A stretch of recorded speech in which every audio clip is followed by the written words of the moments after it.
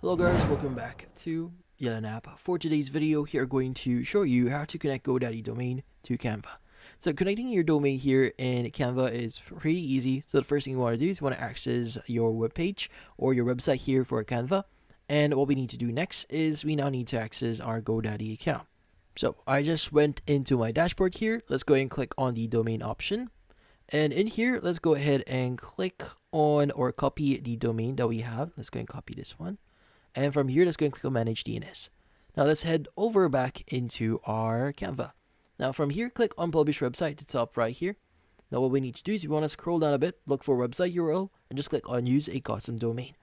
Now from here, what we need to do is we want to go ahead and basically add a few things or access a few things here. So in order for you to basically use a custom domain here, you need to get a, in this case, get a plan, or you need to use Canva Pro for this one, which in this case, in order for you to connect your domain from a third party, you just need to select this one, click on upgrade to Canva Pro.